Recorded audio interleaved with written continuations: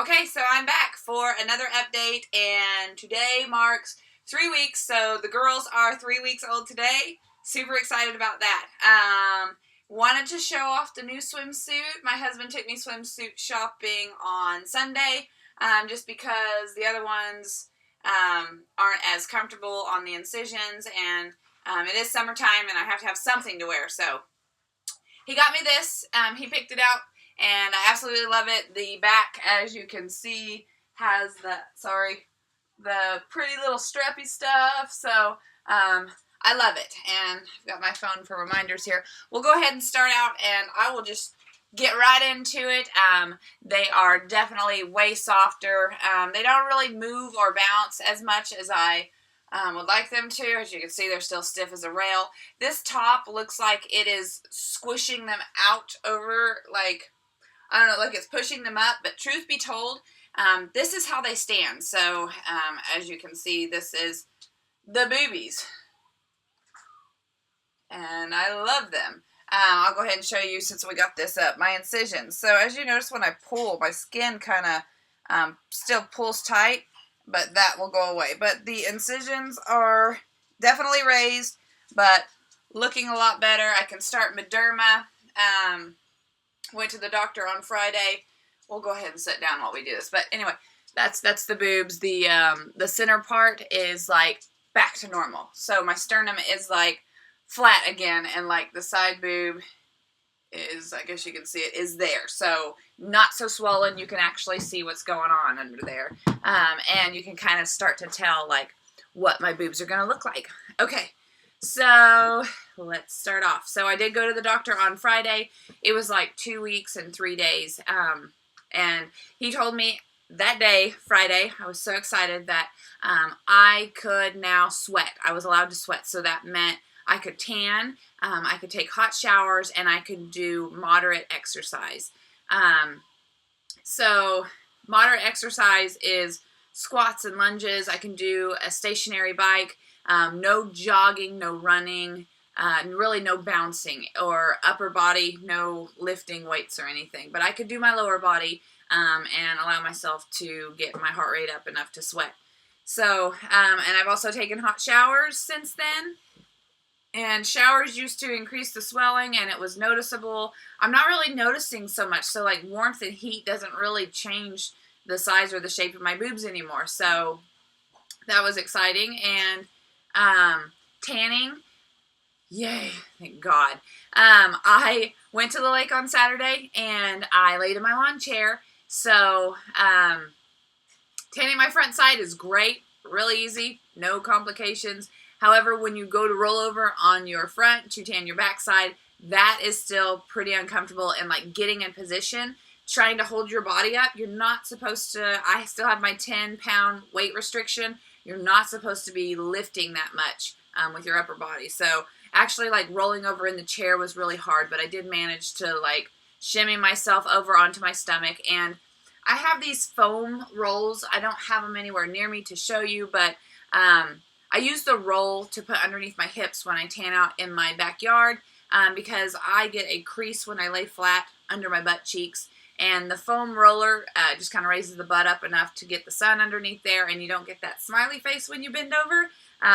So anyway, I have 3 rolls. One of the noodles I cut into 3 sections, and I put one up on my chest and then one below the boobs. And I was able to lay on my stomach long enough to get a tan on my backside.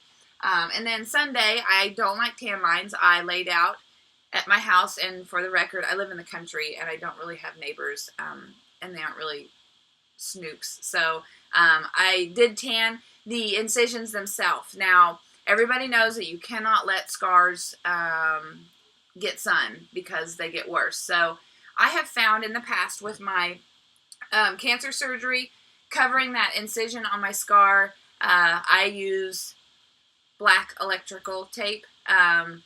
So black electrical tape works great because it is black. So absolutely no sun gets through to it. And then it kind of creates like a really great seal. So like my oil and stuff does not get in the incisions. Water really doesn't even get in the incisions. And fresh incisions, really sticky tape, It's painful. I have tried lots of different tapes in my tanning bed, and I have found that black electrical tape goes on the easiest, comes off the easiest. So if you're trying to cover like an incision scar, black electrical tape is the way to go. Workout, I've done some moderate workouts, really. Not a lot, but just like some squats and stuff. I mean, I don't have to, but I kind of like working out, and I really do miss it. So it helps me sleep a lot better at night. So I've done a little bit of that. I haven't done any like full like sweating workouts, but I am free to do so. So maybe I will start back. The strength in my chest is still there, still weak, I guess I should say. The doctor actually asked how I was feeling, and I raised my arms in front of him. Now, I have been raising my arms for you guys in the past videos, and the doctor told me, you are not supposed to be raising your arms 3 weeks after surgery. You are not to raise your arms above your head for 6 weeks after surgery. So I did not know that.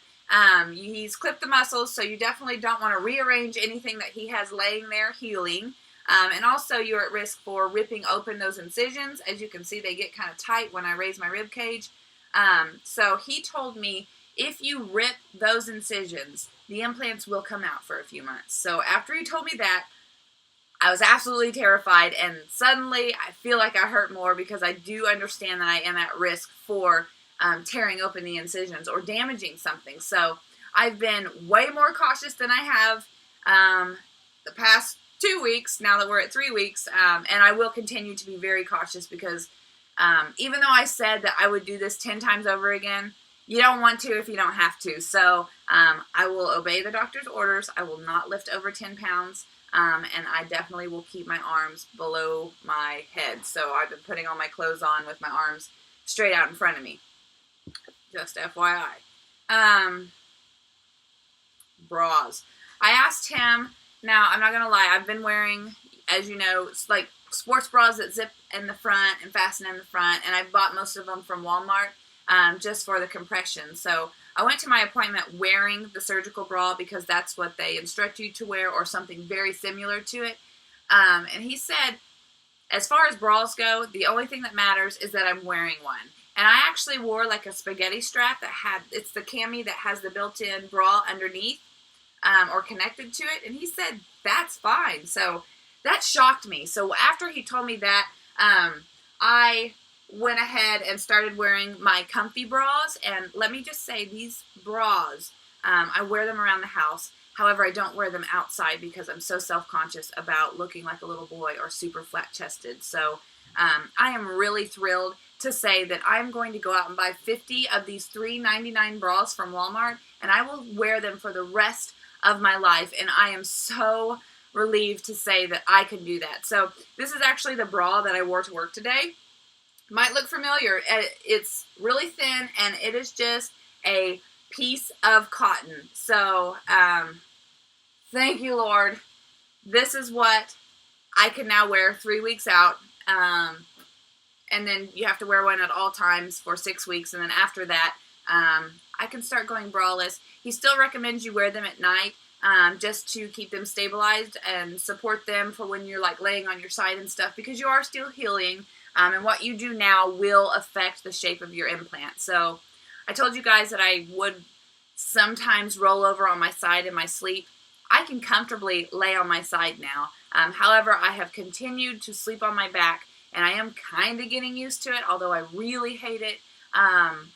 I've been sleeping on my back just to ensure nothing gets lopsided or distorted. So I will do that for 3 more weeks. Once I reach the 6-week mark, it's not so much of a big deal. So just another FYI.